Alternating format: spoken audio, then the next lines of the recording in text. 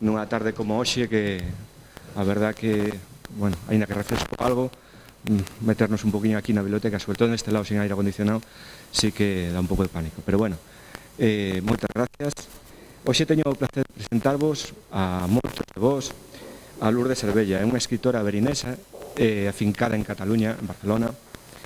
Venos a ofrecer a continuación o primer libro que presentou ano pasado aquí, Proxecto Madre, e preséntanos esta vez a segunda parte da triloxía Humanidade Perdida, unha novela de ciencia ficción con tintes políticos, hai zombies, e que está, pois, como dixen, englobada dentro da triloxía que teremos con sorte o ano que ven a última parte, non? Dende o primer momento que Lourdes contactou con nós xa o ano pasado, entendemos claramente que tiñamos que ofrecerlle a nosa biblioteca sí ou sí.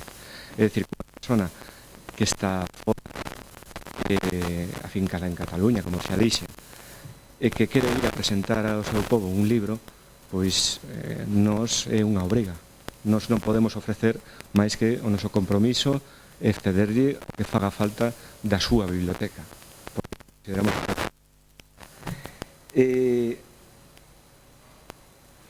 como vos dixen, que unha persona de Verín triunfe, que este no San Jordi presentando o libro, que este firmando, que se lle acerque moita xente preguntando por esta temática, a verdade é que é un orgullo para Verín, desde logo. Non me estendo máis, só lembrarvos que ao final da presentación que vai facer Lourdes tedes a posibilidade de que vos asine un libro, de mercar o libro, e despois, ás 8:30, vamos a ter un pequeno xogo un xogo de rol na Praza da Alameda a partir das 8:30, o que vos convidamos a que veñades, que vos poñades no papel ou de zombi ou de supervivinte, ala cada un, e que disfrute despois un pouco con nós e con Lourdes, sobre todo. Moitas gracias a todos.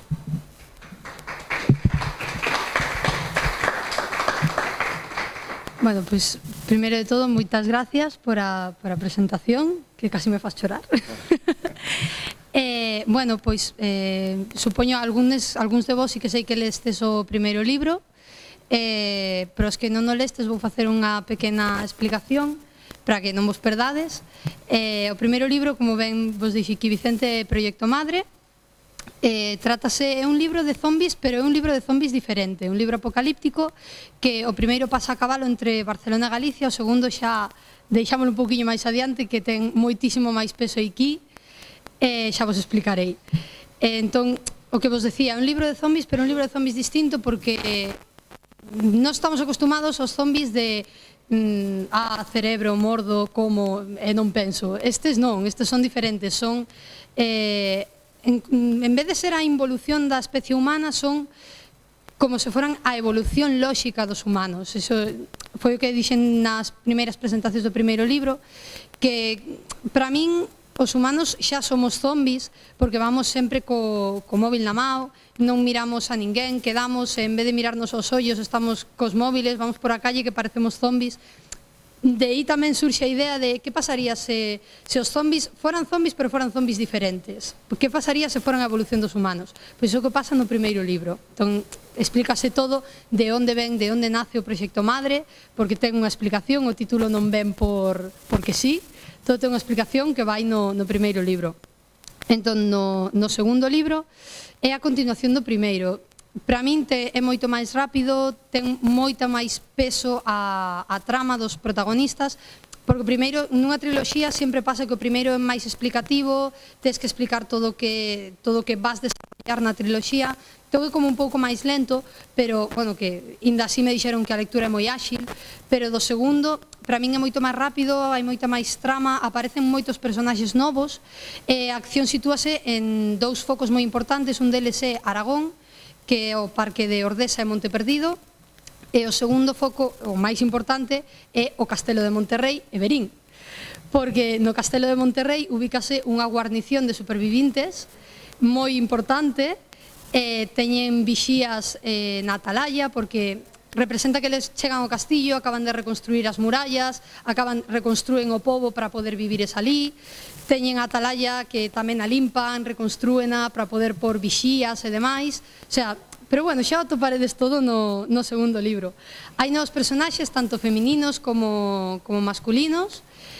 Os femininos, se lestes o primeiro libro xa o sabedes, e se non o lestes xa volo digo, os personaxes femininos son moi fortes, moi independentes, teñen un papel moi protagonista, porque a min gústame moito que a muller teña protagonismo nun libro, que non teña que esperar por o home que a salve, senón que a mesma muller pode salvarse, pode ser independente, pode dicir, e que estou eu son capaz de matar un zombi ou de facer o que sexa, non teño que esperar por ninguén. Entón, gustame moito recalcar a figura esta da muller loitadora, a muller valente, tamén a muller galega, porque tamén somos loitadoras e valentes. E despois tamén hai personaxes masculinos que tamén teñen un carácter forte. Non hai ningún personaxe que sea así pusilánime, poderíamos decir. Todos evolucionan ao longo do libro. Tamén hai personaxes que son malvados, entre comillas. Entre comillas, porque eu son da creenza que non hai bons nin malos, senón todo é grises, tonos de grises. Entón, según o que lle pasa a un personaxe, pode ser tirar a pior ou tirar a millor persona, sempre cando dependa do ambiente no que está. O mellor cambialle despois a situación da vida e dice, ostras, pois fixeno mal no pasado, vou non mendar agora. Pero bueno, todo eso non quero falar demasiado porque senón destripo vos o libro. Non, claro, non, xa non conto máis. Tamén hai novos tipos de zombi, iso sí que teño que dicir. Hai novos tipos de zombi que se indes a Alameda ides encontrar novos tipos de zombi. Non hai, xa no primeiro libro hai diferentes tipos, xa o digo, hai o clase 3, clase 2, que son diferentes, uns corren máis, outros son máis lentos, pero que nesta clase, o sea, neste libro hai dúas novas clases de zombi, sobre todo, que son os clase S e os ninjas, que se chaman así. Os ninjas solamente están, ademais son zombis que son típicos de Galicia, de Castilla y León, Asturias, típicos do norte. Son zombis que teñen unhas cualidades específicas, teñen unhas garras moi afiladas, teñen uns dentes moi afilados, son trepadores, solo atacan a mulleres. E por que solo atacan a mulleres? Ten unha explicación lógica. Eles afíncanse en grupos, en tribus, por así decirlo. Entón, eles teñen un pensamento que nós temos os humanos, que os humanos son os que nos están atacando a nós. Se nos facemos que a muller, que é a que dá vida ao xénero humano, morra, os homes acabarán morrendo porque sí. Entón acabaremos co enemigo. Entón é por eso que só atacan as mulleres, porque topeime que cando digo estas cousas sempre me dicen moi machista que só ataca a muller. Digo, non, ten unha explicación lógica. Entón, como ben vos dixeron, o ano que ven, con sorte se todo vai ben, presentarei o terceiro libro, que é a conclusión da triloxía, e po ano seguinte hai un cuarto libro que é un preludio a todo isto. Por que se fai un preludio? Porque para que entendades que os personaxes que se presentan, o que digo, que non é tú lees e dices, este é malo porque tal, ou este é bueno porque non sei que. Para que entendades que é malo por algo, fixo algo no pasado que nun principio el pensaba que era un ben e acabou sendo un mal, pero ten unha explicación lógica. Entón, para que vos poñades na piel de todos os personaxes, pareceme lógico, para tamén disculpalos, entre comillas, por accións que fan dentro do libro, facer un pasado de como chegaron a. Pero bueno, pouco máis decirvos que como primeiro libro é autoeditado, eso quere decir que non teño ningunha editorial que me respalde. Todo o que é inversión, tanto nos postres que podes ver aquí, nos puntos de libro, os libros en sí, a decoración, todo sale do bolsillo da autora. Non hai ninguén que veña detrás a dicir eu represento, eu fago, che, non. É un camiño moi difícil, pero a verdade é que é moi gratificante. Cando, por exemplo, ahora co segundo libro pasoume, na presentación do segundo libro viñame xente de lín o primeiro, encantoume, dixenlle un amigo que yo dixo a un amigo que veu e comprouche un tal evento. Entón, o boca a boca tamén é moi gratificante, saber que a xente lle gusta e que o disfruta, para min eso é o mellor do mundo. E nada, despois disto, pois, como vos dixeron, hai un xogo na Plaza da Alameda, empeza ás 8:30. O xogo basease en que hai dous bandos, un de supervivintes, outro de zombies, e os supervivintes teñen que coller unha serie de obxetos que teñen os zombies para poder vivir.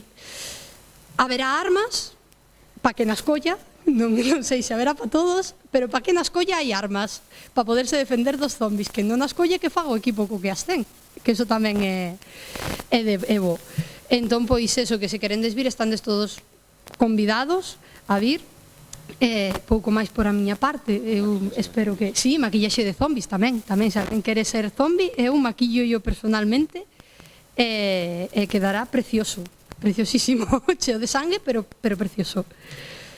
E nada, pouco máis, que moitas grazas por haber vido, se tendes algunha pregunta, pois, aquí estou. Eu quero decir, bueno, gracias. Digamos que a primeira parte do Proyecto Madre chegou a segunda edición. A terceira. Terceira edición, xa. Sí. Pois, quere decir algo, verdad? Sí. Pois, tedes a posibilidade de cosas, sí, o que queirades. O que vos querades.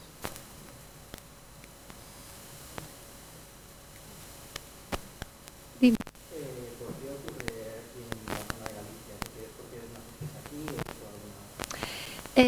Porque tamén así doulle outro punto de vista. Eu no libro sempre digo que o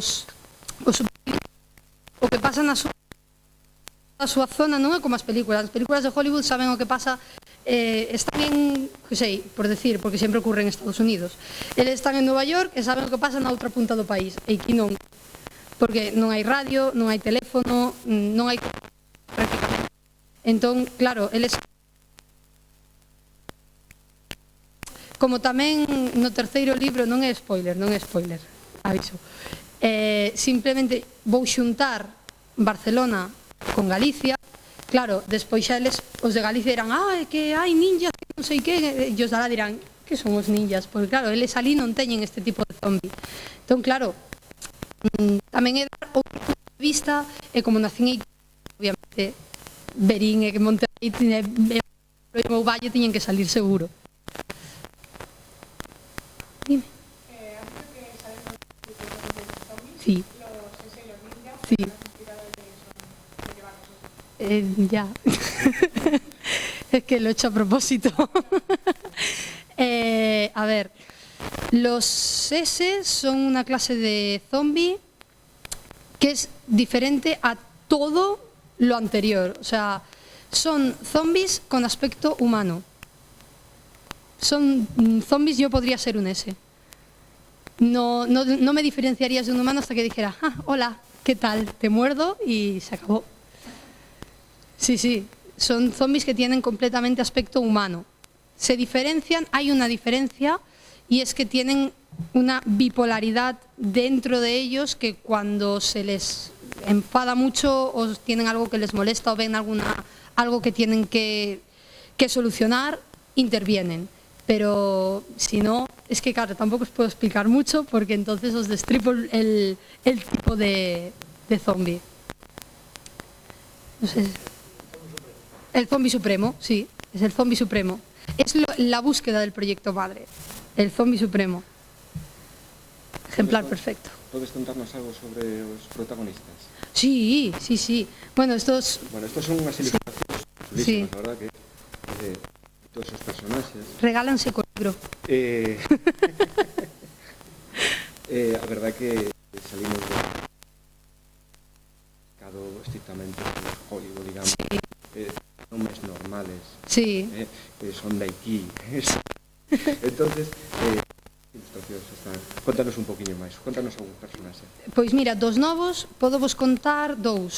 Marco, podo vos contar a Marco, Kat, podo contar a Brais, por exemplo. Son tres personaxes moi diferentes. Marco e Brais son de aquí. Brais é de Verín, tal cual.